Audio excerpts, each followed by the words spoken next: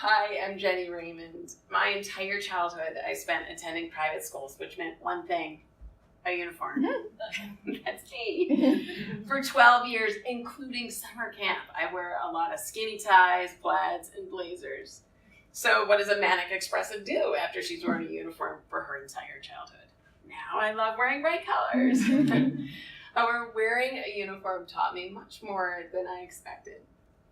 When I was younger, I thought there was a uniformity to how leadership looked, that it was buttoned up with a tie, with very little room for personal expression.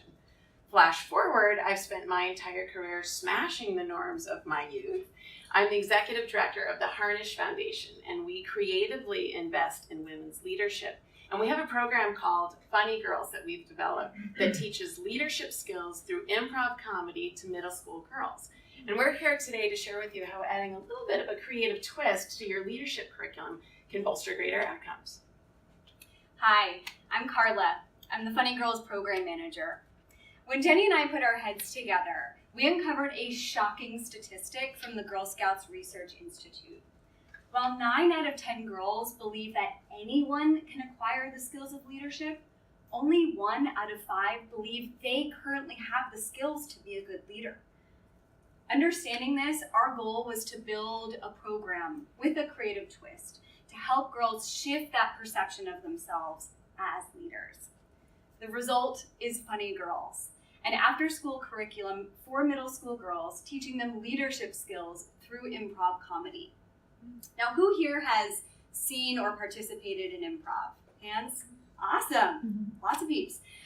Well, then you know that it's a particular type of comedy where a group collaborates to create characters and plot on the spot.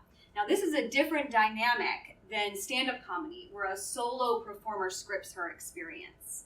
So improv centers on one big tenet, the rule of yes and. So no matter how outlandish a contribution you make in a scene, I agree with it and add on to it. Well, this can ensue some hilarious exchanges because there's so many breaks with expectations.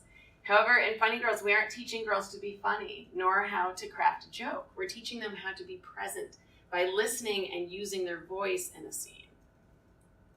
So if coming in here today you were a little nervous that you might get called up on stage, rest assured. But for all you theater nerds, we'll do the secret handshake in the back at the end. But we're not here today to tell you to do improv.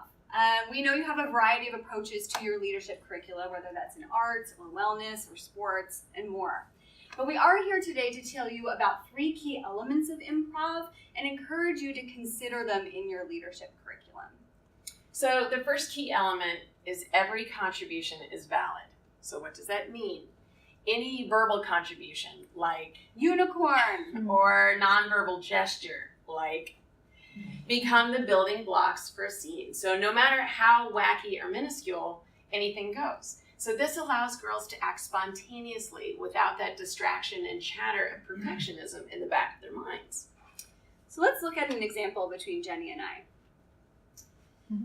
Hey Jenny, let's run for student council. And when we win, we'll throw an awesome pool party. Yeah, let's get a unicorn floaty and she can dance next to us while we're giving our acceptance speeches. Totally.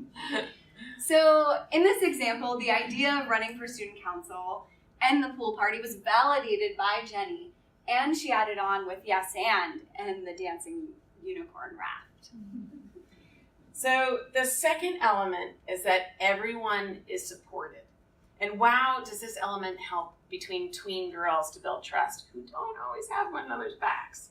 So no matter what risk you take on stage, whether you are a raccoon or a pilot, your scene mates are responsible for supporting you in that scene.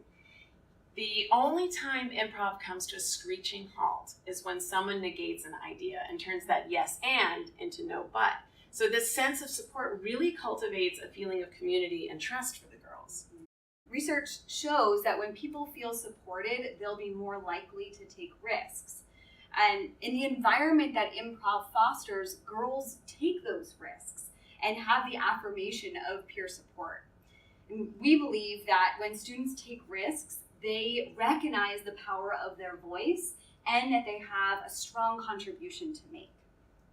So the final element is that everyone is both a leader and a follower. So in improv, in order for a scene to work effectively, girls must equally take and make another's contribution. So through improv, they can really gain a greater understanding of what it feels like to be a leader by sharing a gesture or an idea in a scene. They also understand what it feels like to be a follower by listening and being present to someone else's idea. So girls can embody both leadership and followership by listening and contributing. Today's girls face feeling like leadership is a one-size-fits-all scenario. But by incorporating these 3 creative elements in your leadership curriculum, you help girls see, feel, and express themselves as leaders. And see. That's from Funny Girls and the Harnish Foundation. We hope you'll visit our website, sign up for our newsletter, and Carla and I are clearly passionate about this. We would love to share more. Please come and talk to us.